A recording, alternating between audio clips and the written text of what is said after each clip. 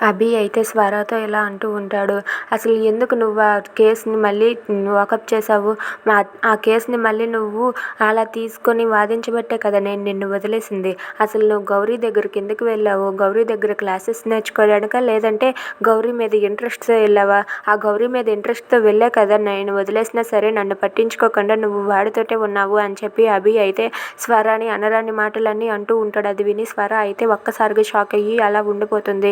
ఇక స్వరని అభి అయితే అలా అంటూ ఉంటాడు. అలా అనరాని మాటలన్నీ అంటూ ఉండడం చూసి స్వర అయితే చాలా బాధపడుతూ ఉంటుంది. అది చూసి ఝాన్సీ అయితే చాలా హ్యాపీగా ఫీల్ అవుతుంది. అసలు నువ్వు ఆ గౌరీ గురించి నువ్వు ఆ గౌరీనే నీ భర్త అనుకుంటున్నావు. నేను నీ మెడలో తాళి కట్టానన్న విషయం నువ్వు మర్చిపోయావు కదా, నువ్వు ఆ గౌరీతోనే ఉండు వెళ్ళు అని చెప్పి అభి స్వరతో అంటాడు. ఆ మాట వినగానే స్వర అయితే అభి చెంప పగలగొడుతుంది. చెంప పగలగొట్టి ఏం మాట్లాడుతున్నారు, మాటలు అదుపులో రానివ్వండి అని చెప్పి గట్టిగా అరుస్తుంది.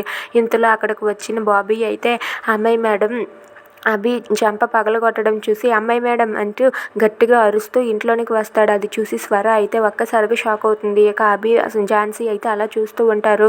ఏంటి అమ్మాయి మేడం ఇది, మీరు ఇంత బ్యాడ్ అని నాకు అస్సలు తెలియదు. మీరు మా అబ్బాయిని కొడతారా?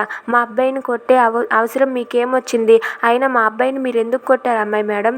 మీరు మా అబ్బాయిని కొట్టారంటే మీరు అస్సలు మంచివారు కాదు, మీరు చాలా బ్యాడ్, మిమ్మల్ని నేను ఇంకెప్పుడు నమ్మను అని చెప్పి బాబీ అయితే స్వరతో అంటాడు. అది వినగానే స్వర ఒక్కసారిగా షాక్ అయిపోతుంది. అది కాదు బాబీ, ఒకసారి నేను చెప్పేది విను బాబీ, అసలు ఏం జరిగిందంటే అని చెప్పి అంటూ ఉంటే ఇక చాలు అమ్మాయి మేడం, మీరేం చెప్పనవసరం లేదు, మీరు మా అబ్బాయిని కొట్టడం ఏంటి అని చెప్పి బాబీ అయితే అమ్మాయి మేడంని నిలదీసి అడుగుతాడు. Please subscribe our channel.